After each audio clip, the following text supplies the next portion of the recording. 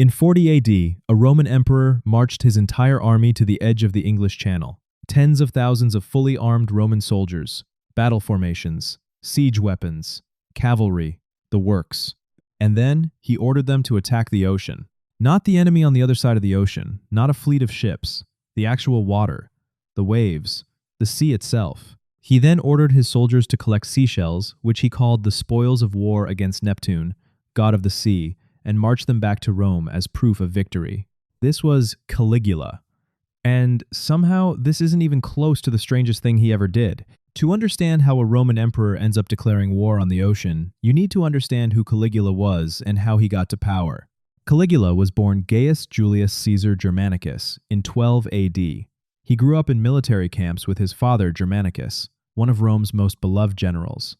The soldiers adored the kid. They gave him the nickname Caligula, meaning little boot, because he wore a tiny version of the military boot as a child. It was an affectionate nickname. Caligula reportedly hated it. His early life was defined by loss and trauma. His father died under suspicious circumstances when Caligula was 7, possibly poisoned by political enemies. His mother was later exiled by Emperor Tiberius. 2 of his brothers were killed or driven to suicide by the same regime. Caligula himself was essentially held as a political hostage at the court of Tiberius, for years forced to smile and play nice with the man he likely believed had destroyed his family. So by the time Tiberius died in 37 AD, and Caligula became emperor at 24 years old, he had spent most of his life watching everyone he loved get destroyed by the political machine he now controlled. That context doesn't excuse what came next, but it does explain a lot. Here's something most people don't know about Caligula. His reign started well, really well. The Roman public was exhausted by Tiberius, who had become paranoid, reclusive, and brutal in his final years. When Caligula took power, Rome celebrated. He freed political prisoners. He recalled exiles. He abolished a deeply unpopular treason law that Tiberius had used to persecute enemies. He gave bonuses to the military and put on lavish public games. Ancient sources describe the first few months of his reign as joyful. The people loved him. The Senate respected him. Even his harshest later critics acknowledged that his early rule showed genuine promise. And then, roughly 7 months into his reign, Caligula got seriously ill. We don't know what the illness was. Ancient sources describe a severe fever that nearly killed him. He was unconscious for extended periods. Rome held its breath. He recovered. But according to almost every ancient source, he was never quite the same. What followed the illness is where history gets genuinely strange. Caligula executed or exiled most of his inner circle on charges that were either fabricated or wildly disproportionate. He humiliated senators by making them run alongside his chariot for miles. He reportedly forced prominent Roman citizens to serve as his personal slaves at dinner parties. He declared himself a living god, which, technically, Roman emperors weren't supposed to do while still alive. Augustus had been deified after death. Caligula wanted the title immediately, while he was still very much breathing. He reportedly had a temple built to himself and installed a life-size golden statue of his own likeness that was dressed every morning in the same clothes he was wearing that day. He is said to have had conversations with the statue. Whether that's literally true or ancient political gossip is hard to say, but the fact that people believed it tells you everything about how his reign had shifted. And then there's the horse. Caligula's favorite horse was named Incitatus, and according to Roman sources, Caligula appointed Incitatus as a consul, one of the highest political offices in Rome. Now, historians debate whether this actually happened or whether it was exaggerated by later writers. One leading theory is that Caligula did it deliberately as a calculated insult to the Senate, essentially saying, "My horse could do your job and I'd trust him more," which is either the act of a madman or the most savage political burn in recorded history, possibly both.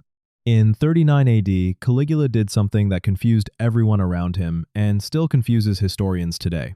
He ordered the construction of a temporary pontoon bridge across the Bay of Baiae, a stretch of water roughly 3 miles wide near modern Naples. This required commandeering or building hundreds of ships, lashing them together, and laying a road surface across them. It was an enormous engineering undertaking. It took months. It used resources that could have supplied entire military campaigns.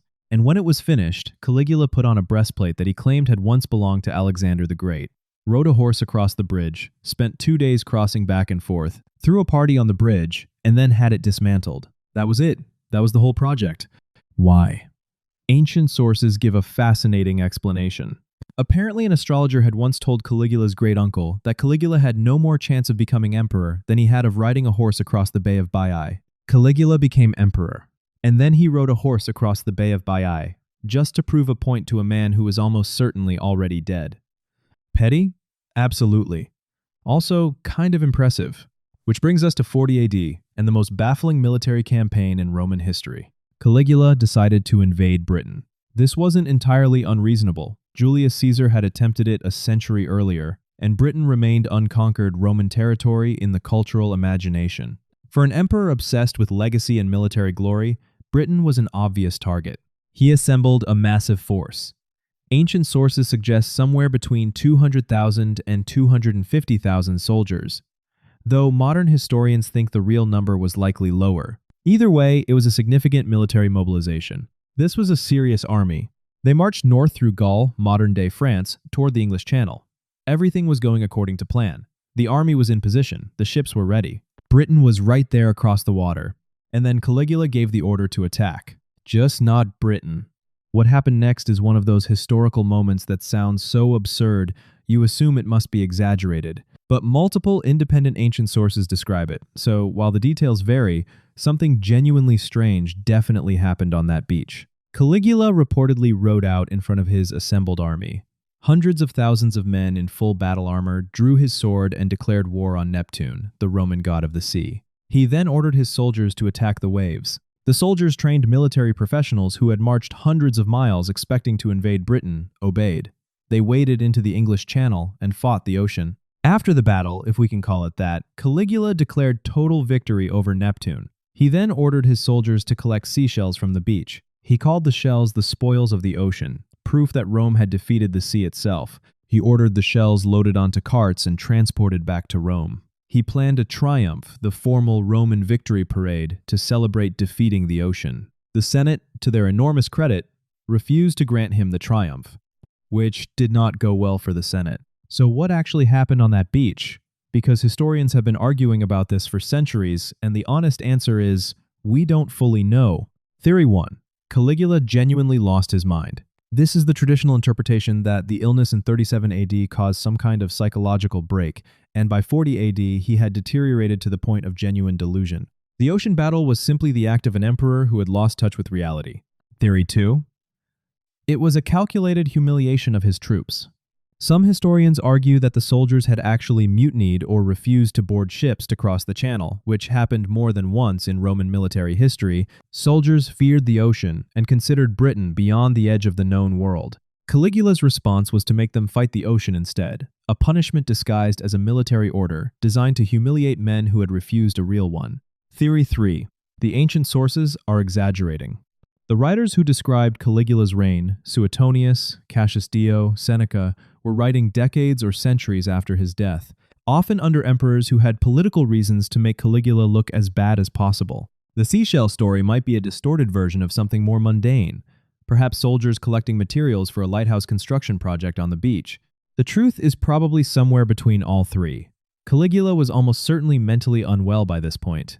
His troops probably did resist crossing, and the sources probably did exaggerate. But even accounting for all of that, something strange happened on the English Channel in 40 AD. Caligula didn't last long after the ocean campaign. He returned to Rome in late 40 AD with his seashells, his thwarted triumph, and a Senate that was running out of patience. On January 24th, 41 AD, less than 4 years into his reign, Caligula was assassinated. The killers were members of his own Praetorian Guard, the elite soldiers tasked with protecting the emperor. They stabbed him over 30 times in a corridor of his palace while he was watching a theater performance. He was 28 years old. His wife was killed the same day.